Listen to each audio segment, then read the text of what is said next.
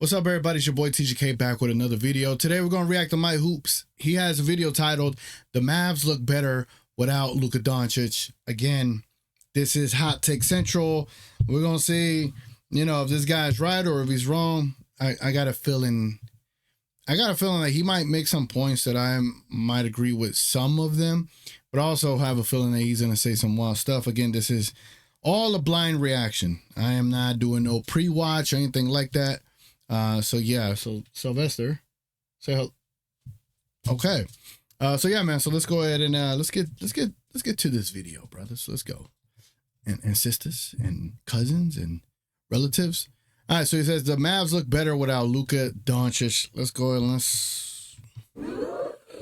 or just depends on how you, or y'all might be like, hell, some of you might be like, and then some of us might just be like, all right, no. Let's go ahead and get started. So, Dallas without Luka. Dallas without Luka. They won again. The Dallas Mavericks have just won another big game without their all-star, without their star, without Luka Doncic. They've just won another game. And a lot of people, a lot of Mavs are falling for the trap. And what do you mean by falling for the trap? They are falling for the "we are better without Luka Doncic" trap. Oh, gotcha. Got it. Again, Mick Hoops has fallen for a few tweets.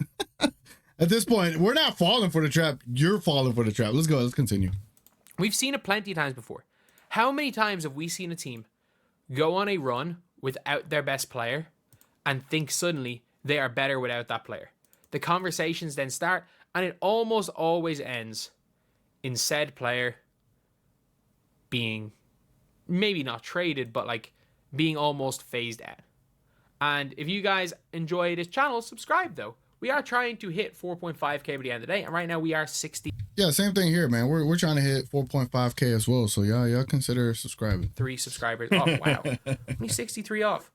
That's mental. Thank you guys so much for all the support. Either way, we have got Luka Doncic here. Okay. The Dallas Mavericks are doing okay this season. They're not brilliant. They're not bad. And if you want to look at the Mavs, actually, we're pretty good. We just had a bad string of like fourth quarter collapses, so the team is pretty good. Like I think we're still top 10 in both defensive and offensive categories. This is a damn good team, and the fact that we won 2 pretty good games without Luka Doncic, that is not what he just said. Like, we're not great or not bad. We're not the middle of the pack. We're actually pretty good. Right now, the record doesn't show it, but everything else analytically definitely says it. So, yeah. For their standings this year, they are, where are they? They're in the 8th seed. They're 9-7. They've basically the same record as the Denver Nuggets. Like, it's a bloodbath. The West is a bloodbath. Like, you can just go on a little bit of a win streak and you can go from like 11-7. Like, there are 12 teams 500 or above in the Western Conference. It's mental, that conference. But if you want to look at the Dallas Mavericks, they're 9-7, but their last couple of games, they beat the Denver Nuggets yesterday. And this wasn't like, a Jokic-less Denver Nuggets. This was a Denver Nuggets with Jokic dropping 37-point triple-double. Right. Like, Nikola Jokic yesterday had, 33-point triple-double. 33 points, 17 rebounds, 10 assists. Yeah. And that's just a normal game for Jokic. Like, he's the best player in the world by so much. But obviously, his team is, like, Jamal Murray doing his best Jamal Murray impression with 4 of 16. Like, his team is just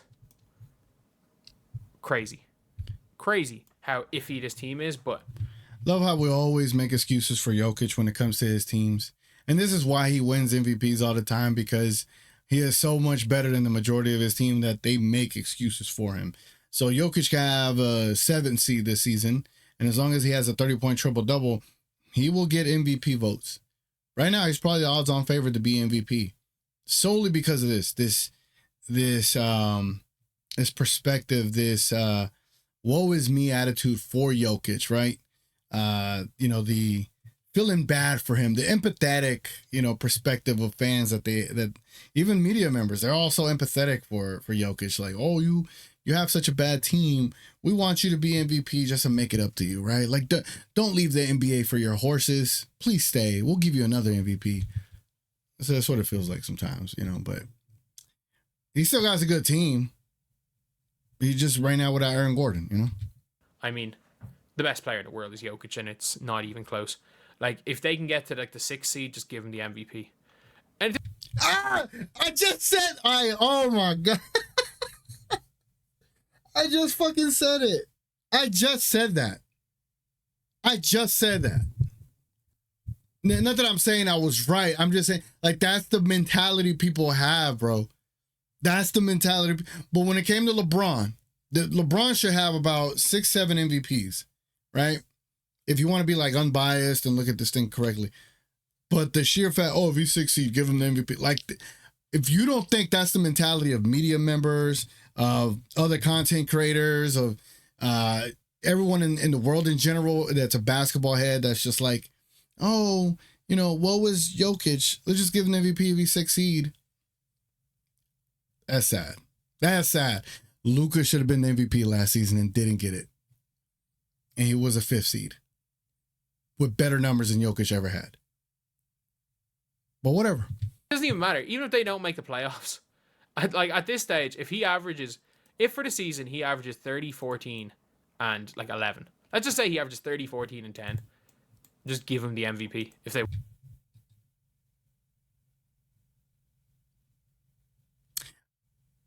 I don't even have to say anything. You see what I'm saying? I swear I did not watch this video at all. I did not.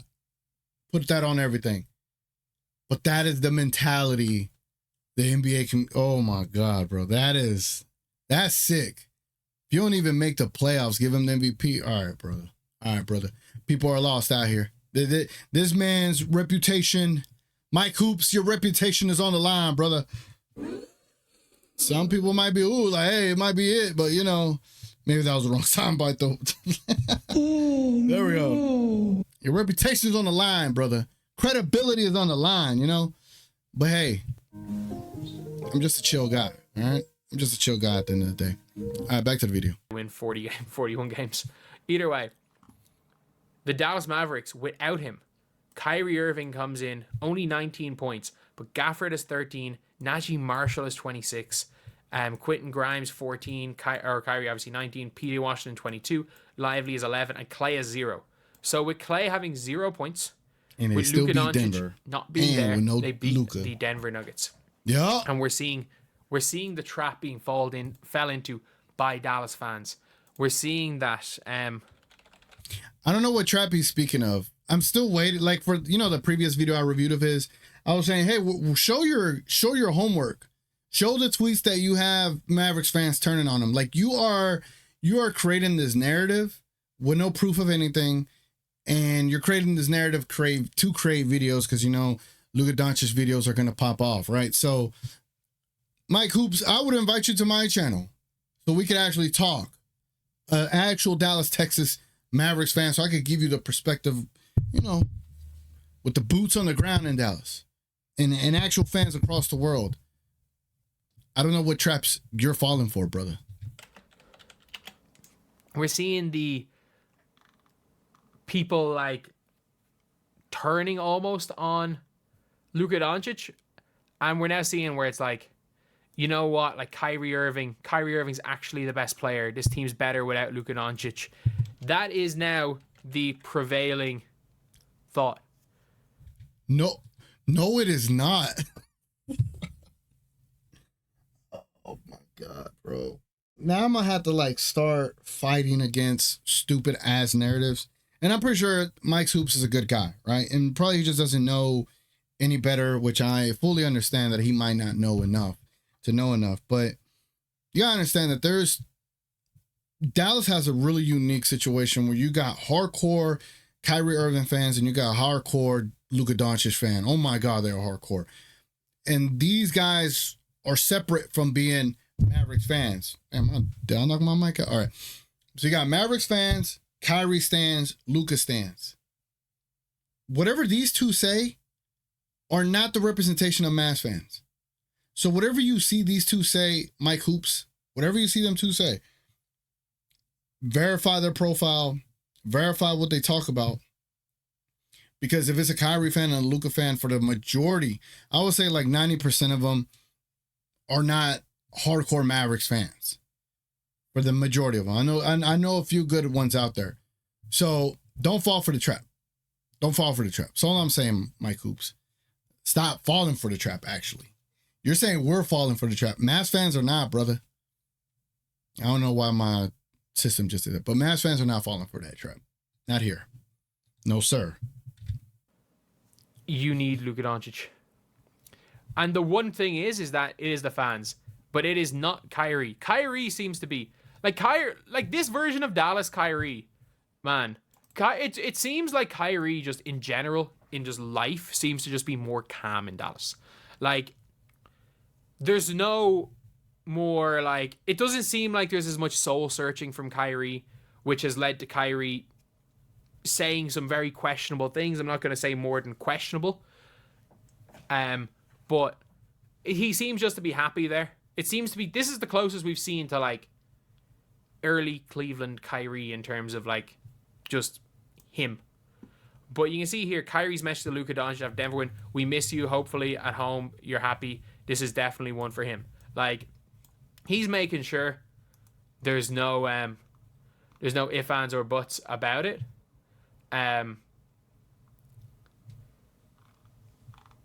But it's like you've now got a situation where a lot of people are saying, "Look, it's Luka. Luka is the fault of, or Luka's the reason why Dallas are losing. You know, Luka's just not in good enough shape. Luka's fat." We've seen a Centel post go viral where they photoshopped Luka Doncic into looking a lot larger than he is. And yeah, like Luka Doncic, at the end of the day, he could probably drop 15 pounds, but there has to be like if you're Luka, there has to be like a cutoff point because he relies so much on his bulk for strength. There has to be a perfect weight for Luka Doncic, which he's not at right now. I'll admit that. I think anyone would admit that. But skinny Luka, like rookie season Luka, was not the best version of Luka. Like there's definitely a weight that Luka Doncic can be at where I'm waiting for him to get to a point. Like, what are you trying to get here? What are you trying to get to, brother? What are you trying to get to? Come on, man. Where he can be at. I just think he's like distracted looking at his computer trying to talk, and that is not the best way to try to convey a point. Like, I get you're talking about his weight, talking about his rookie weight, his current weight. What are we getting at? Because I don't think that's Luka's issue. I think he just has lingering injuries. But let me see what his actual point is. That is most effective. But like to say that Luka Doncic, even just looking at his arms throwing these passes, is incredibly, like, looking at his arms here is incredibly out of shape. He's just bulk. There's just a problem with sometimes just a little bit too much bulk can be a bit of a problem. But no, if you're Dallas, the players all know this. The only problem with Luka Doncic is when he does get the ball, everybody kind of stands there and expects him to do something. And Luka Doncic in his own head thinks, when I get the ball, I have to go do something. Like, Kendrick Perkins is there calling it Luka Doncic. Well, if you've Kendrick Perkins giving out or saying something about you, it obviously should go in one ear and out the other. But right. That's the thing with Luka, is that there are a lot of really good things that Luka Doncic does on the floor. There are some kind of iffy things that he does on the floor. And I think with Dallas now rolling without him, if I'm Najee Marshall, if I'm Lively, if I'm Gafford, or not Gafford, sorry, Jesus, the two of them just catch lobs. If I'm at Washington, I wouldn't stand around and watch Luka as much. If I was Jason Kidd, I'd try to get more motion away from Luka. Well, yeah. So that it's not just ISO ball. So that even if you have Luka with the ball in ISO situations, and there's other things, there's other looks for a team, because Luka is a willing passer in his defense. But look, Luka's been good this year. He's just been horrendous in crunch time. That's what is he doing here? That's the reality of it. Like, Like Dallas nearly Then you blew a go 23 yawn. point or a 24-point lead. Bro.